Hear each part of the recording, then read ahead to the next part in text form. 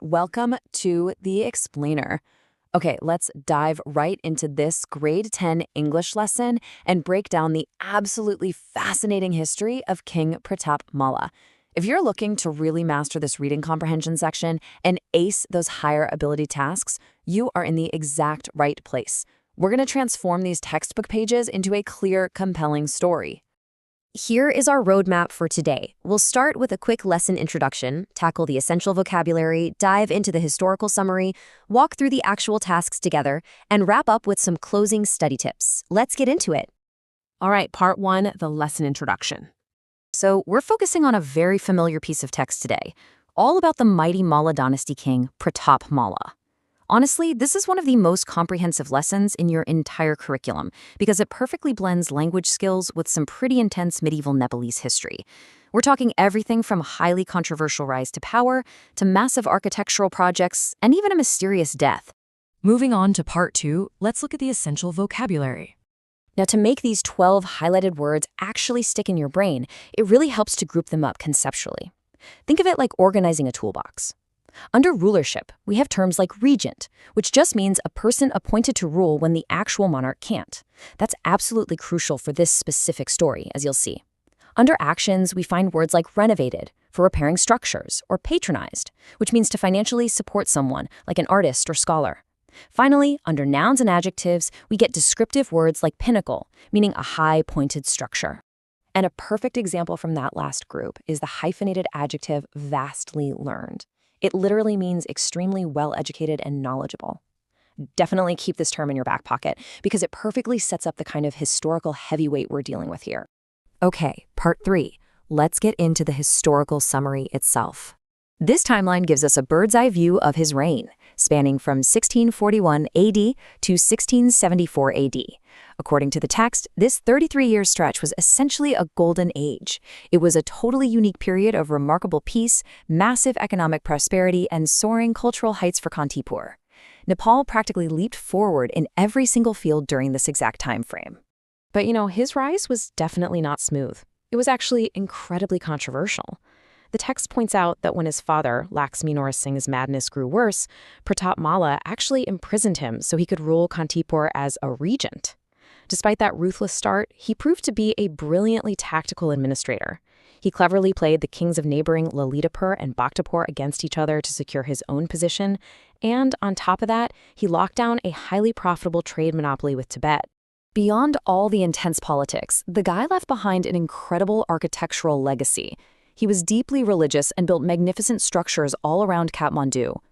He renovated Pashupatinath and raised a pinnacle right over it. Up at Swayambhu, he built the Pratapur and Kabinderpur temples.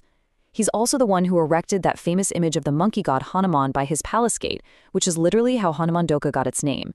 And perhaps most movingly, he built the massive Rani Pokhari pond for one specific reason, to console his totally heartbroken queen. But he wasn't just a builder. Remember that vocab word vastly learned? He was a serious polyglot.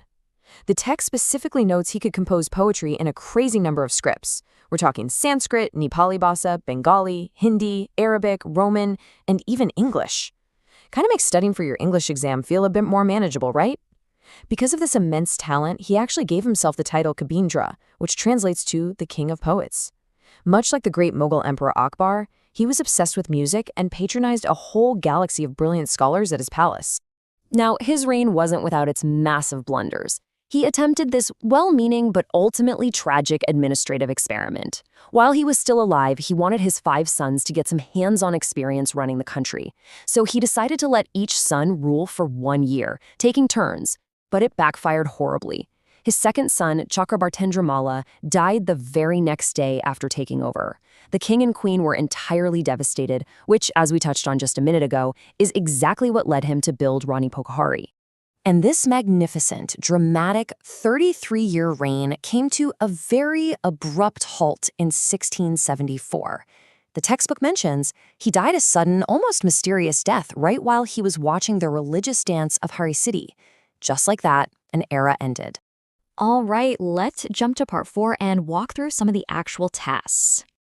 Let's apply what we just covered directly to task 3, the multiple choice section. Look at question 2. How did Pratap Malla come to power? Well, thinking back to our historical summary, the answer is super clear. It's C. The text explicitly tells us he ruled as a regent after his father's madness worsened, resulting in him throwing his own dad in prison. Next up, question 8. Why was Rani Pokhari Pond built?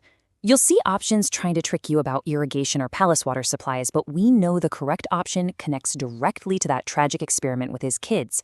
The answer is C. It was built specifically to console the grieving queen after Chakrabartindra passed away. Now moving into the short answer territory with Task 5, Question 1. This one is tricky because it requires a two-part answer to get full marks. You can't just explain why his rise to power was controversial. You absolutely have to explain why it was considered interesting, too. To secure all those points, you've got to hit both details from the text. First, state that it's interesting because he already had practical administration experience even while his father was still sitting on the throne. Then, follow up by saying it's controversial because he literally imprisoned his own father when the madness took over, stepping up to rule as regent. Nail both halves and you guarantee your score. Let's tackle one more higher ability question from Task 5. Question 9 asks for actual evidence of Kantapor's prosperity and peace during his rule. To ace this one, you just have to pull 3 specific details right out of the text. A perfect answer looks like this. First, point out that there were 0 outside threats. Neighboring kingdoms just didn't dare to invade. Second, mention that lucrative foreign trade with India, China, and Tibet made the nation highly prosperous. And finally, bring it home by noting that art and literature absolutely flourished under his direct patronage. Finally, part 5. Let's go over a few quick closing study tips. Okay, here's your foolproof 3-step process to crush this exam. Step 1. Master those 12 vocabulary definitions before you do anything else. If you don't instantly know what a regent or patronized means, the comprehension questions will trip you up. Step 2. Mentally categorize his massive list of achievements. Put all his temples and statues into one architecture bucket in your head, and his multilingual poems and scholar patronage into a literature bucket. It makes recall so much easier. And step 3, actually write out practice answers for the short response tasks, especially those tricky why questions, making sure you're providing the full context from the reading. I want to leave you with a bit of a provocative thought to ponder as you keep studying this text. Does a 33-year reign of unmatched art, literature, and incredible economic peace balance out the harsh imprisonment of a father? It's a seriously fascinating historical question, and one you're now fully equipped to think about thanks to this lesson. Keep diving into the text, and happy studying.